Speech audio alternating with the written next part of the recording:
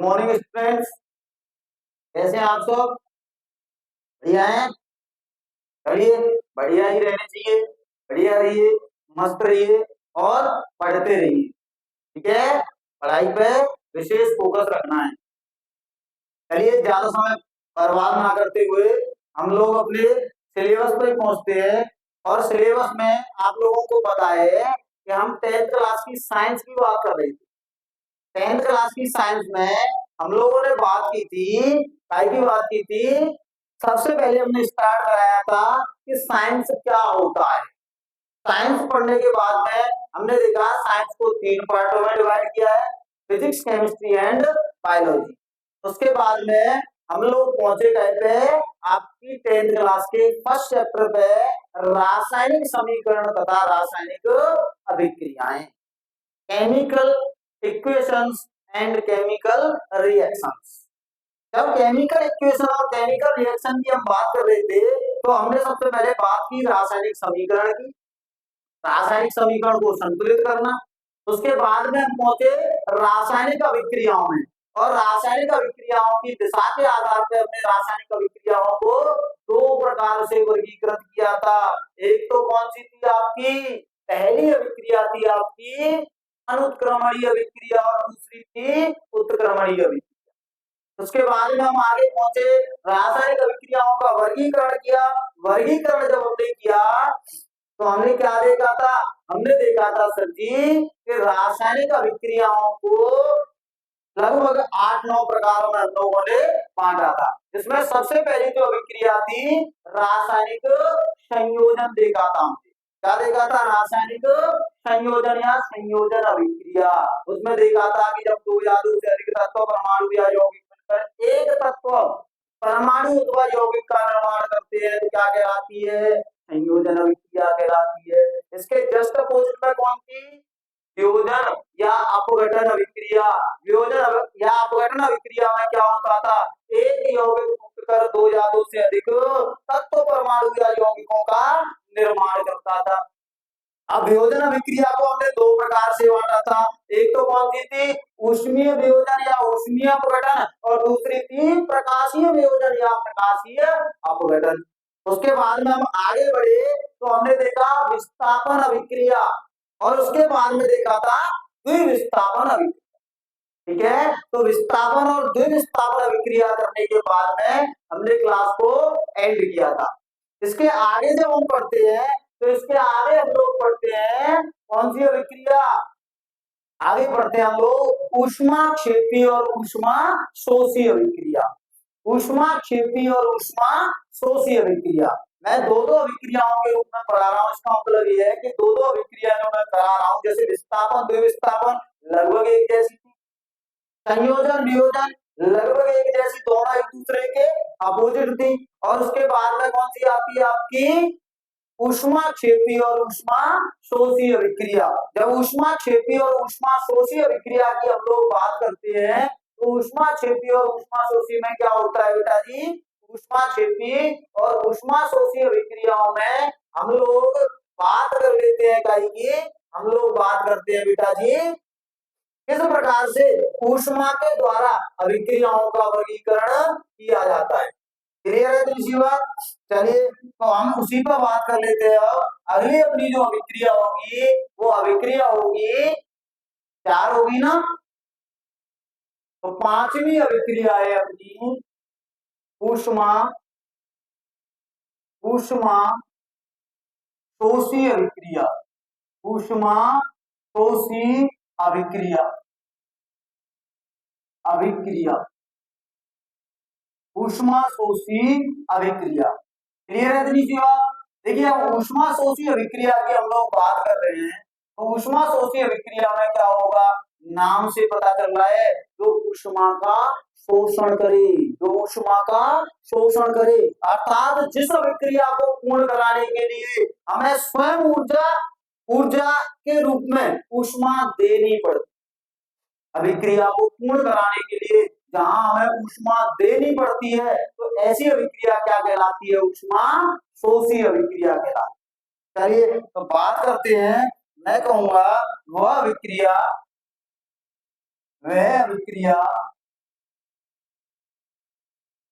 वह अभिक्रिया जिसको जिसको पूर्ण कराने के लिए पूर्ण कराने के लिए कराने के लिए ऊष्मा ऊष्मा के के रूप में ऊर्जा देनी पड़ती है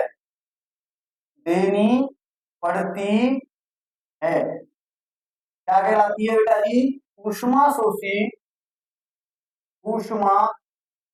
अभिक्रिया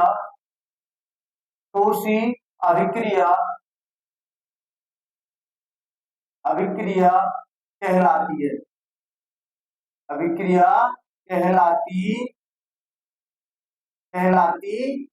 क्या कहलाती है? ऊष्मा शोषी अभिक्रिया कहलाती है। सर जी एग्जाम्पल भी बता दो। बिल्कुल बताएंगे बेटा, बिना एग्जाम्पल के काम कैसे चलेगा? तो अगर ऊष्मा शोषी अभिक्रिया की मैं बात करूं तो मैं क्या कह सकता हूं? देखिए मैंने कहा कि आपके पास CaOH का होल ट्वाइस है, CaOH का होल ट्वाइस, कैल्शियम हाइड्रोक्साइड। जब कैल्शियम हाइड्रोक्साइड को ऊष्मा दी जाती है, क्या दी जाती है? ऊष्मा दी जाती है। या तो मैं ऊष्मा लिख दूं या फिर मैं क्या लिख दूं? डेल्टा H, यानी कि ऊष्मा में परिवर्तन किया जा रहा है। जैसे मैं करूंगा तो मुझे प्राप्त होगा CaO और जल क्या हो जाएगा? वाष्प के रूप में बाहर निकल जाएगा। जल क्या हो जाएगा? वाष्प के रूप में बाहर निकल जाएगा और मुझे क्या प्राप्त हो जाएगा? Calcium oxide. तो इसको अगर मैं देखूं तो इसका नाम क्या होता है? आपने कहा सर इसका नाम हमें पता है, इसका नाम होता है कैल्शियम हाइड्रोक्साइड। कैल्शियम हाइड्रोक्साइड और इसका नाम क्या होता है? Calcium oxide. इसको बोलते हैं हम लोग बिना बुझा चूना। बिना बुझा चूना। और इसको क्या बोलते हैं हम लोग? इसको बोलते हैं बुझा हुआ चूना। क्या बोलते हैं? बुझा हुआ चूना। बुझा हुआ चूना। ठीक है, ये तो वो है जो घरों पे करने के लिए जो कली लेके आते हैं ना, तो वो होती है बिना बुझा चूना, कैल्शियम ऑक्साइड। उसको जब जल में डाल दिया जाता है तो क्या प्राप्त होता है? कैल्शियम हाइड्रोक्साइड, और उसी को हम लोग क्या बोलते हैं? बुझा हुआ चूना। क्लियर है इसी बात? चलिए अगली और एग्जांपल की बात करूं मैं। अगले एग्जांपल में क्या कहूंगा? मैं नाइट्रोजन की ऑक्सीजन से जब अभिक्रिया कराता हूं, की अभिक्रिया कराता हूं, नाइट्रोजन की ऑक्सीजन से अभिक्रिया कराता हूं, तो नाइट्रस ऑक्साइड यानी NO प्राप्त होता है। क्या प्राप्त होता है? मैं कह रहा हूं, देखिए मैं कह रहा हूं N2 प्लस O2, इससे क्या प्राप्त होगा? इससे प्राप्त होगा 2NO। क्या प्राप्त होगा? 2NO। और ये अभिक्रिया कब होती है? जब इसको ऊष्मा दी जाती है। क्या दी जाती है? ऊष्मा दी जाती है। तो हमें क्या प्राप्त होता है? ये अभिक्रिया प्राप्त होती है। कौन सी अभिक्रिया प्राप्त होती है? ये अभिक्रिया। इस अभिक्रिया को हम लोग क्या बोलेंगे? इस अभिक्रिया को हम लोग बोलेंगे सर जी ऊष्मा शोषी अभिक्रिया। आप कहेंगे सर और बता दो। मैंने कहा लो जी बेटा, मैंने कहा कैल्शियम कार्बोनेट CaCO3, जब इसको ऊष्मा दी जाती है, क्या दी जाती है बेटा जी? कैल्शियम कार्बोनेट को ऊष्मा दी जाती है तो ये क्या बन जाता है? ये बन जाता है सर जी कैल्शियम ऑक्साइड। और क्या बन जाएगा? कार्बन डाई ऑक्साइड यानी कि CO2। कैल्शियम ऑक्साइड और कार्बन डाई ऑक्साइड, इसको क्या बोलेंगे हम लोग? इसको बोलेंगे सर जी, इसको बोल देंगे हम लोग, ये बोला जाएगा कैल्शियम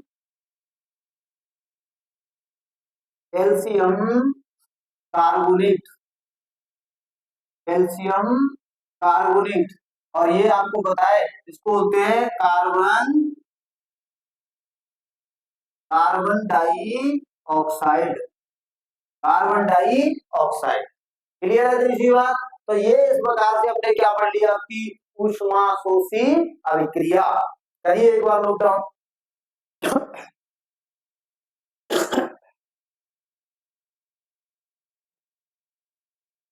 हो गया बेटा जी, क्लियर है।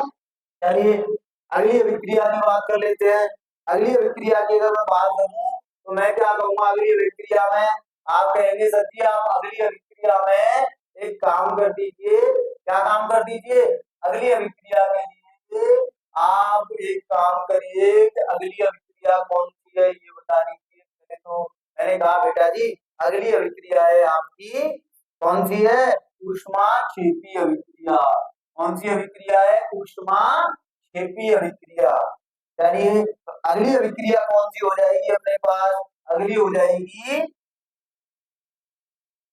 ऊष्मा ऊष्मा क्षेपी अभिक्रिया। ऊष्मा क्षेपी अभिक्रिया। अब ऊष्मा क्षेपी अभिक्रिया की अगर मैं बात कर लूं तो जो ऊष्मा का क्षेपण करे, ऊष्मा का क्षेपण करे मतलब ऊष्मा की खपत करे, सॉरी जो ऊष्मा का क्षेपण करे, क्षेपण क्षेपण का मतलब है ऊष्मा दे, ऊष्मा दे हमें। तो ऐसी अभिक्रिया क्या होती है? ऊष्मा क्षेपी अभिक्रिया।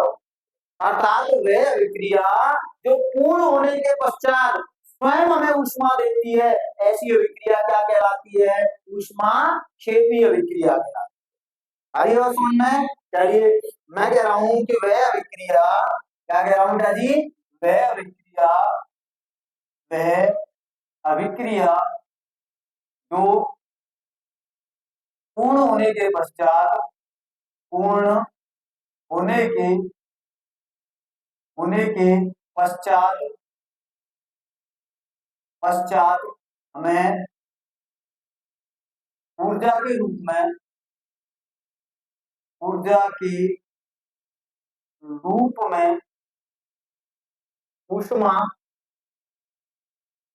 ऊष्मा देती है क्या कहलाती है? ऊष्मा क्षेपी अभिक्रिया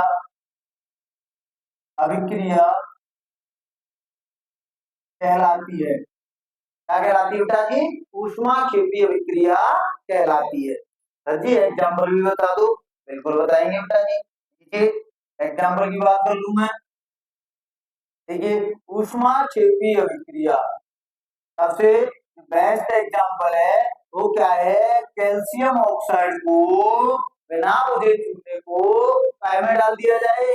जब जल में डाल दिया जाता है तो जल में डालने के परिणाम स्वरूप हमें क्या प्राप्त हो जाता है? आपने कहा सर जी जल में डालने के परिणाम स्वरूप हमें कैल्शियम हाइड्रोक्साइड CaOH का उल्टा प्राप्त होता है और साथ में क्या प्राप्त होती है? ऊष्मा प्राप्त होती है। साथ में क्या प्राप्त होती है? ऊष्मा प्राप्त होती है। तो ऊष्मा अगर प्राप्त हो रही है तो ऐसी अभिक्रिया क्या कहलाती है? ऊष्मा क्षेपी अभिक्रिया कहलाती है। क्या कहलाती है बेटा जी? ऊष्मा क्षेपी अभिक्रिया कहलाती है। और देख लीजिए एग्जाम्पल।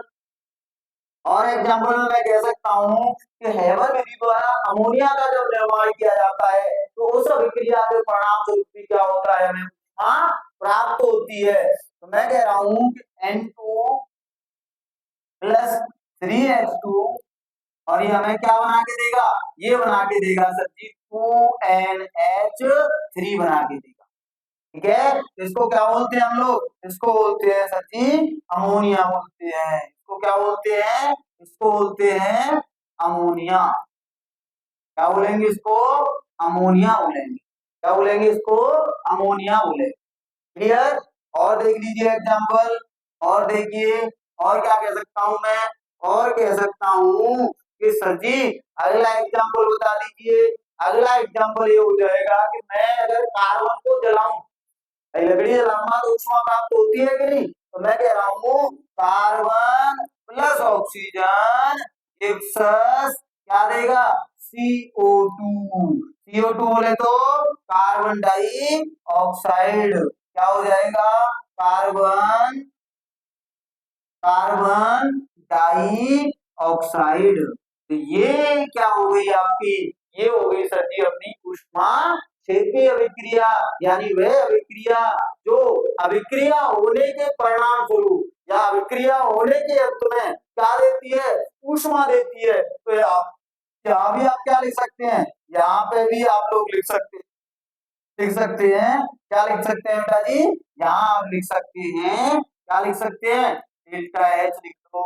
यहाँ पे भी क्या लिख लो डेल्टा एच यानी कि ना विक्रियाओं के परिणाम स्वरूप हमें क्या प्राप्त होता है ऊष्मा प्राप्त होती है। और ऊष्मा अगर प्राप्त होती है तो ऐसी अभिक्रियाएं क्या कहलाती हैं आपकी ऊष्मा क्षेपीय अभिक्रिया।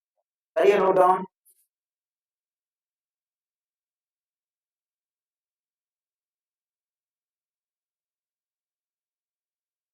हो गया बेटा जी क्लियर है तीसरी बात। चलिए अगली अगर हम लोग बात कर लें अगला हम लोग क्या बात करेंगे अगला हम लोग बात करेंगे अपना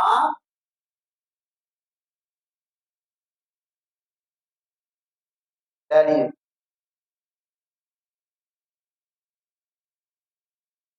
अगली हम लोग बात करेंगे अपनी कौन सी अभिक्रिया पे अब रहेगी अपने पास तीन अभिक्रियाएं कौन कौन सी रहेगी हैं एक तो रहेगी है ऑक्सीकरण यानी उपचयन एक रहेगी है अपचयन और एक रहेगी आपकी अपोपचय अभिक्रिया यानी कि रेडॉक्स रिएक्शन। क्लियर है तो 6 अभिक्रियाएं हम लोग अब तक पढ़ चुके हैं कौन कौन सी संयोजन वियोजन ठीक है विस्थापन विस्थापन उसके बाद में ऊष्मा शोषी और ऊष्मा क्षेपीय।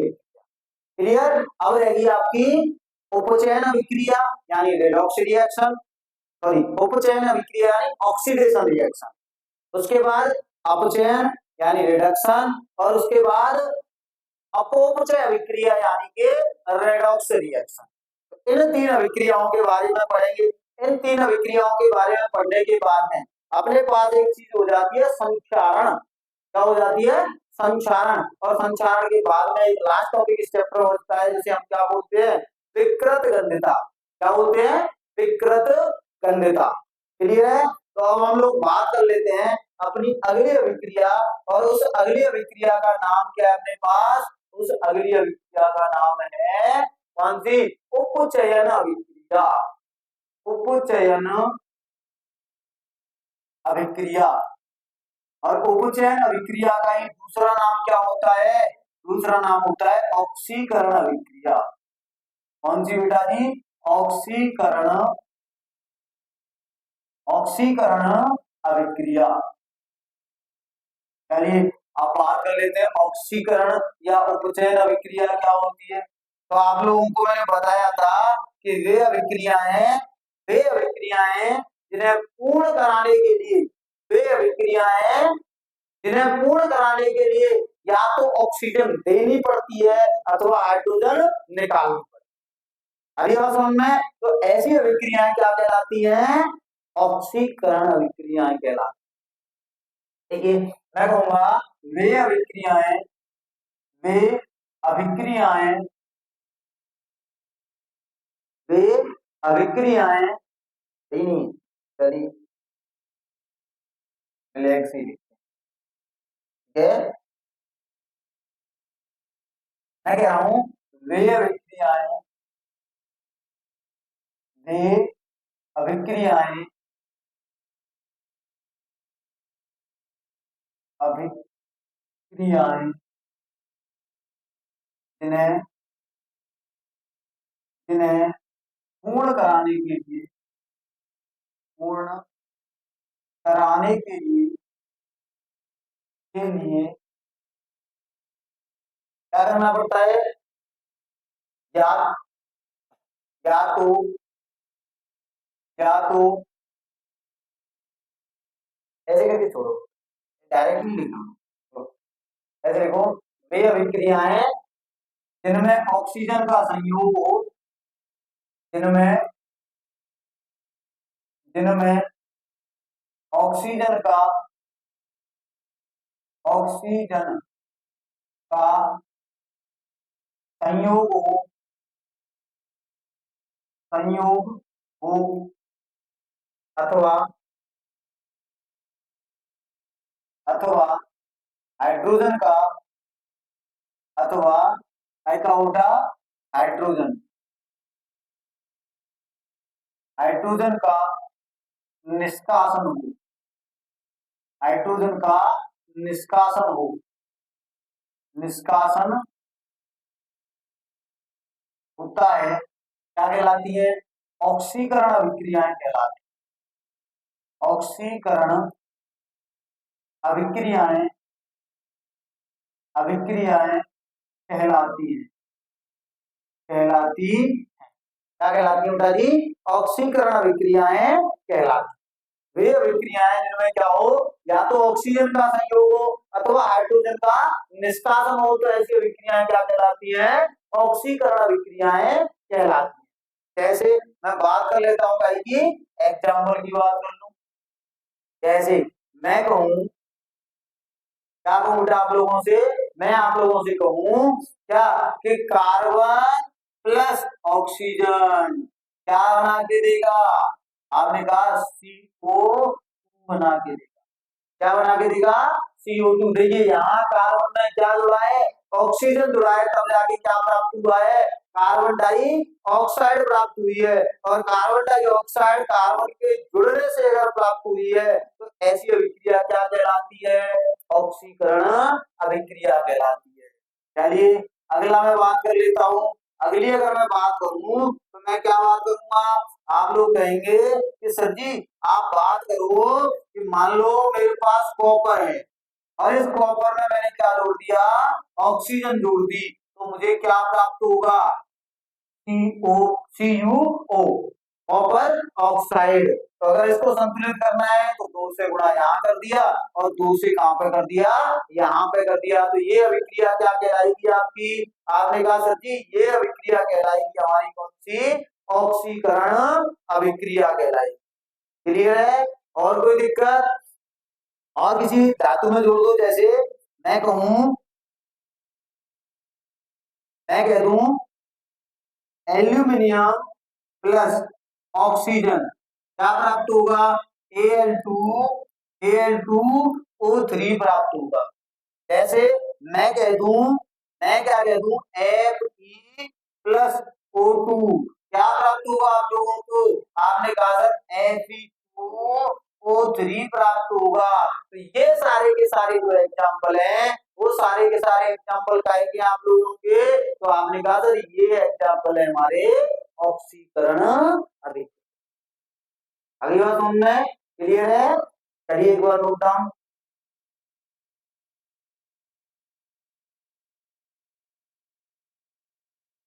हो गया बेटा जी? चलिए अब अगर हम लोग बात करें तो हम लोग कहीं की बात करेंगे? आपने कहा सर जी अब हम लोग बात करेंगे अपनी अगली अभिक्रिया। और अगली जो अभिक्रिया है अपनी, वो अभिक्रिया कौन सी है? अगली अभिक्रिया है सर हमारी, वो अभिक्रिया है अपचयन अभिक्रिया। कौन सी अभिक्रिया है? अपचयन अभिक्रिया। चलिए मैं बात कर लेता हूँ भाई की कौन सी अभिक्रिया की बात कर लेंगे। कौन कितनी होगी अपने पास? 7 होगी ना?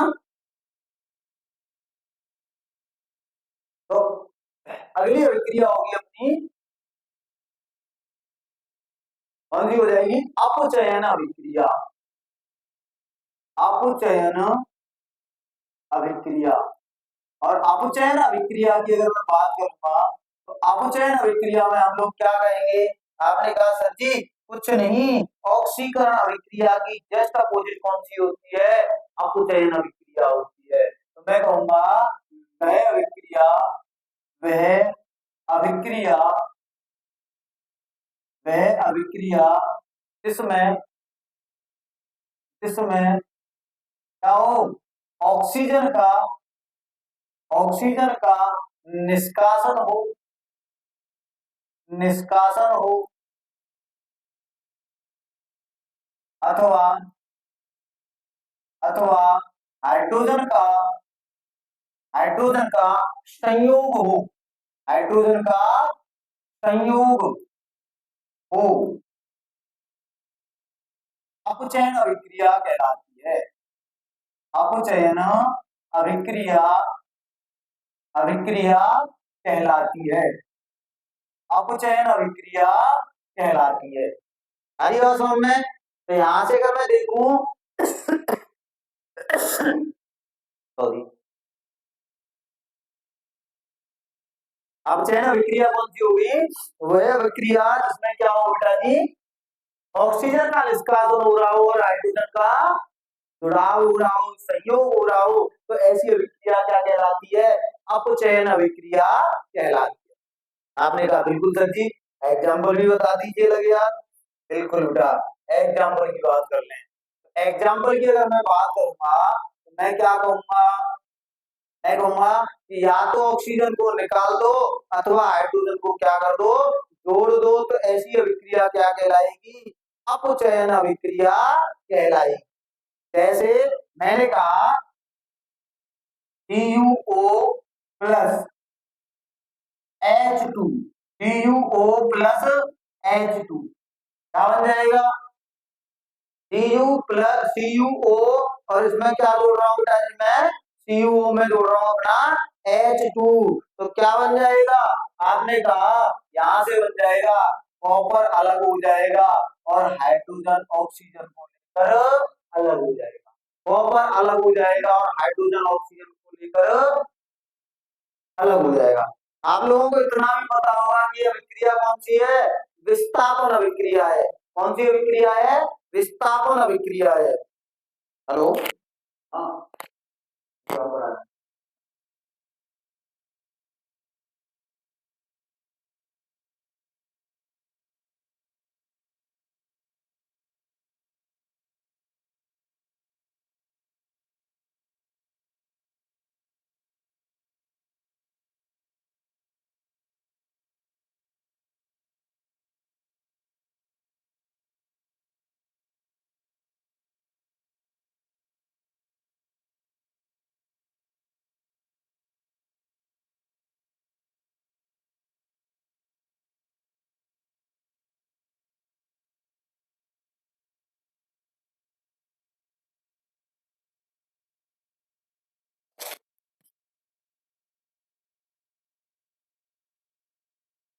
हो गए, हो गए सब, हाँ, हो गए, हो गए।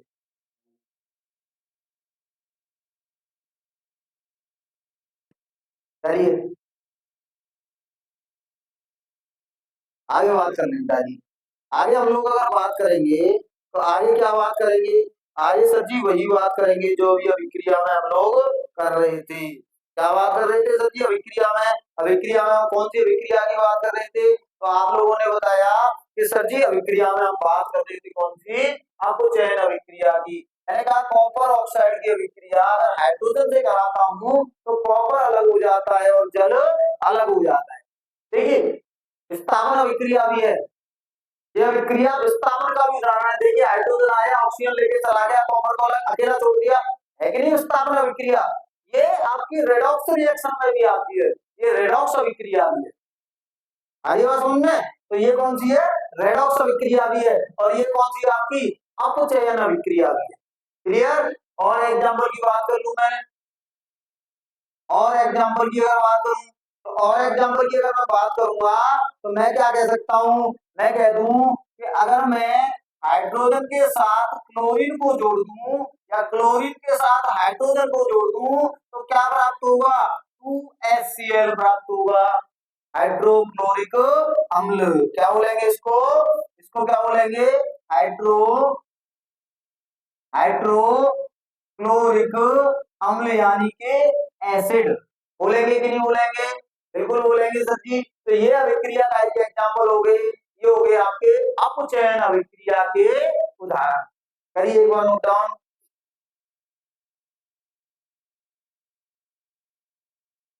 आगे चलें, आज खत्म करते हैं इस चैप्टर को। आज इस अध्याय का खेल ही खत्म करते हैं। क्लियर है? चलिए आगे बात करें। एक रिएक्शन है आपकी अगली, कौन सी? Redox reaction. कौन सी रिएक्शन? Redox reaction. अगली अभिक्रिया हो जाएगी अपने पास में, कौन सी हो जाएगी सर जी? अगली है रेडॉक्स अभिक्रिया। रेडॉक्स अथवा इसका दूसरा नाम होता है अपोपचय। अपोपचय अभिक्रिया। अपोपचय अभिक्रिया। अब देखिए, रेडॉक्स रिएक्शन या अपोपचय रिएक्शन जो बनी है वो ऑक्सीकरण और अपचयन के मिलने से बनी, यानी वह अभिक्रिया जिसमें ऑक्सीकरण तथा अपचयन दोनों एक साथ मिल जाएं, ऐसी अभिक्रिया क्या कहलाती है? रेडॉक्स अभिक्रिया कहलाती है। क्या कहलाती है बेटा जी?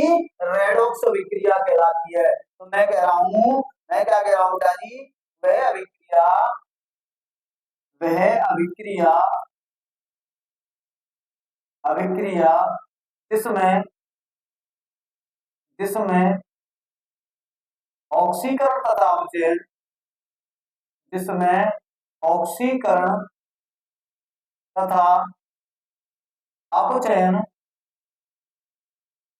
अपचयन एक साथ, एक साथ, एक साथ हो रहे, हो रहे होते हैं, हो रहे होते हैं, क्या कहलाती है? रेडॉक्स अभिक्रिया कहलाती है। रेडॉक्स अभिक्रिया, अभिक्रिया कहलाती है। रेडॉक्स अभिक्रिया कहलाती है। क्लियर है निजी बात? जैसे एग्जाम्पल की अगर मैं बात कर लूं, तो एग्जाम्पल की मैं बात अभी करता हूं। जैसे मैं कहूंगा कि सर जी, मैं कह दूं CuO प्लस H2, क्या बन जाएगा? Cu plus H2। अभी बताया था तीन तीन अभिक्रियाएं इसमें सम्मिलित हैं। कितनी अभिक्रियाएं? तीन तीन। भाई इसमें विस्थापन अभिक्रिया भी है, इसमें अपचयन अभिक्रिया भी है, और इसमें रेडॉक्स अभिक्रिया। रेडॉक्स अभिक्रिया कैसे है सर जी? देखिए, अभी बात करते हैं रेडॉक्स अभिक्रिया की। यहाँ से देखिए, मैं बात करूं यहाँ से, यहाँ कॉपर में ऑक्सीजन था, लेकिन यहाँ कॉपर में ऑक्सीजन नहीं। तो कॉपर ऑक्साइड से अगर कॉपर की मैं बात करूं, तो इस अभिक्रिया में क्या हुआ है? ऑक्सीजन का निष्कासन हुआ है। क्या हुआ है बेटा जी? ऑक्सीजन का निष्कासन। और ऑक्सीजन का निष्कासन हुआ है, इसीलिए क्या हो रहा होगा यहाँ पे? यहाँ पे हो रहा होगा इसका सर अपचयन। यहाँ कॉपर का क्या हो रहा है? अपचयन हो रहा है। यहाँ देखिए, यहाँ हाइड्रोजन में कुछ नहीं था, यहाँ जाके देखा तो हाइड्रोजन में कौन मिल गया? ऑक्सीजन। ऑक्सीजन जुड़ा है, तो कौन सी अभिक्रिया हो गई? उपचयन। कौन सी? इसका क्या हो रहा है? उपचयन या ऑक्सीकरण हो रहा है। तो अपचयन और उपचयन जहां दोनों एक साथ मिल जाए तो अभिक्रिया क्या कहलाती है? अपोपचय अभिक्रिया कहलाती है। क्लियर है इतनी सी बात? कोई दिक्कत, कोई परेशानी किसी को यहाँ तक? क्लियर है ना? चलिए, तो ये हो गई आपकी यहाँ तक रासायनिक अभिक्रियाएं समाप्त हो गई। अब देखिए, इस अध्याय में हमारे पास दो चीजें और बचती हैं। क्या बचती हैं इस अध्याय में? दो चीजें और बचती हैं। कौन कौन सी? एक तो होता है संचारण, और एक होता है विकृत गंधिता। एक तो क्या होता है? संचारण, एक होता है विकृत गंधिता। एक बार इसको नोट डाउन करिए।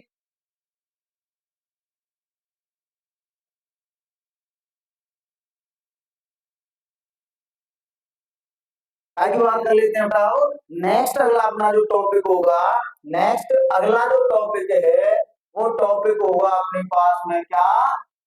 संचारण और विकृत गंधिता। कौन कौन सा? संचारण और विकृत गंधिता। तो अगले टॉपिक की हम लोग बात कर लेते हैं। तो अगला जो टॉपिक होगा अपने पास, वो होगा, अगला टॉपिक है संचारण। संचारण। अब संचारण को एक बार समझ लीजिए, संचारण चीज क्या है? संचारण चीज क्या है? देखिए, संचारण क्या होता है? जैसे मान लो मैंने लोहे का कोई टुकड़ा लिया, लोहे की कोई छड़ ली, और उसको खुले में छत पे डाल दिया। आप कुछ दिन बाद देखेंगे, कुछ हफ्ते कुछ महीने बाद आप देखेंगे उस लोहे की छड़ पे जंग लगी है। तो जो जंग लगी है ना, उसी को बोलते हैं संक्षारण। उसी परिघटना को क्या बोलते हैं? संक्षारण। किसी भी चीज पर अगर परत जमने लग जाती है, किसी भी धातु पर जब परत जमने लग जाती है, तो वही परिघटना क्या कहलाती है? संक्षारण कहलाती है। ठीक है, तो मैं कह रहा हूं संचारण को अगर मैं देखूं तो संचारण क्या हो जाएगा? संचारण हो जाएगा कि जब जब धातु धातु ऑक्सीजन से धातु ऑक्सीकरण ऑक्सीकरण अभिक्रिया द्वारा ऑक्सीकरण अभिक्रिया द्वारा अपनी सतह पर अपनी सतह पर एक एक अलग एक अलग प्रकार की अलग प्रकार की परत जमा लेती है जमा लेती है, तो यह प्रक्रिया यह प्रक्रिया क्या कहलाती है? संक्षारण कहलाती है। संक्षारण कहलाती है कहलाती है। जैसे जैसे क्या? जैसे जैसे क्या हो जाएगा बेटा? लोहे पर जैसे लोहे पर क्या काले भूरे काले भूरे रंग की परत जमना परत जमना जैसे चांदी पर जैसे चांदी पर क्या होना? काले रंग की काले रंग की परत जमना। और क्या हो जाएगा?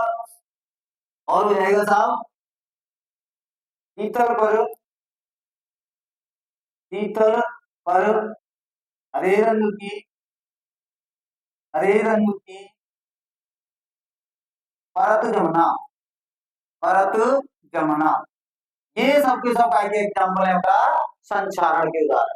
काय के उदाहरण है? संचारण के उदाहरण है। तो संचारण आप लोग समझ गए होंगे। संचारण का मतलब है ऑक्सीकरण अभिक्रिया द्वारा जब धातु अपनी सतह पर एक अलग रंग की परत जमा लेती हैं, तो यह परिघटना क्या कहलाती है? संचारण कहलाती है। अगला और लास्ट जो टॉपिक आपका आता है इस अध्याय का, वो टॉपिक होता है आपका विकृत गंधिता। कौन सा होता है जी? आपने कहा सर विकृत गंधिता। ठीक है, नाम से पता चल रहा है। क्या पता चल रहा है? नाम से ये पता चल रहा है कि गंध में जब विकृति आ जाए, क्या हो जाए? गंध में जब विकृति आ जाती है, तो ऐसी परिघटना क्या कहलाती है? विकृत गंधिता कहलाती है। जैसे आपके पास कोई तेलीय पदार्थ था, जैसे मान लो चिप्स है, और उन्हें आपने खुला छोड़ दिया, तो वो भी क्या करेंगी? ऑक्सीडेशन रिएक्शन होगी, ऑक्सीकरण अभिक्रिया होगी। अब ऑक्सीकरण अभिक्रिया होगी तो आपने देखा होगा कि उनकी जो गंध है, उस गंध में विकृति आ जाती है, बदबू आने लग जाती है। तो यही परिघटना क्या कहलाती है? विकृत गंधता। अरे सब्जी बनाई, सब्जी को एक दो दिन खुला छोड़ दिया, खुला छोड़ने पे उसकी अलग गंध आती है कि नहीं? है ना? वही परिघटना क्या है? विकृत गंधता। क्लियर है इसकी बात? तो मैं यहां से कह सकता हूं विकृत गंधता की अगर बात करेंगे तो विकृत गंधता क्या हो जाएगी? विकृत गंधता हो जाएगी तेलीय तेलीय खाद्य पदार्थों खाद्य पदार्थों तेलीय खाद्य पदार्थों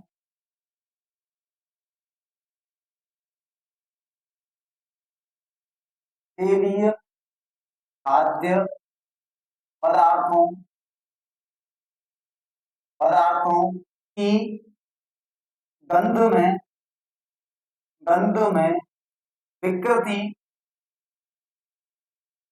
विकृति आने की परिघटना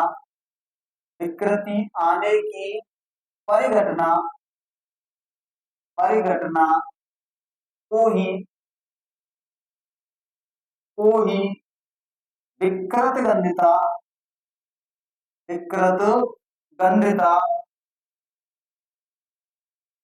गंधिता कहते हैं। विकृत गंधिता कहते हैं। विकृति आ जाएगी, गंध में विकृति आ जाए तो क्या कहलाएगी? विकृत गंधिता कहलाएगी। और यही कारण है कि चिप्स के पैकेटों में कौन सी गैस भरी जाती है? नाइट्रोजन गैस भरी जाती है। क्यों? क्योंकि नाइट्रोजन गैस ऑक्सीकरण अभिक्रिया को रोकने का कार्य। हरी और सुन में क्लियर है ना? तो ये हो गया आपका पहला अध्याय, रासायनिक समीकरण तथा रासायनिक अभिक्रियाएं समाप्त हो। क्लियर है? चलिए पहले अध्याय को अच्छे से पढ़िए, रिवीजन करिए। कोई डाउट आता है तो कमेंट सेक्शन में आके आप कमेंट कर सकते हैं, उसका जवाब आपको अवश्य दिया जाए। क्लियर है? दूसरी बात और लास्ट बात, चैनल को क्या करना है? सब्सक्राइब करना है। अगर वीडियो अच्छी लगे तो लाइक करना है। क्लियर है ना जी बात? तो चैनल को सब्सक्राइब करिए, वीडियो को लाइक करिए और ज्यादा से ज्यादा क्या करिए? शेयर करिए। धन्यवाद।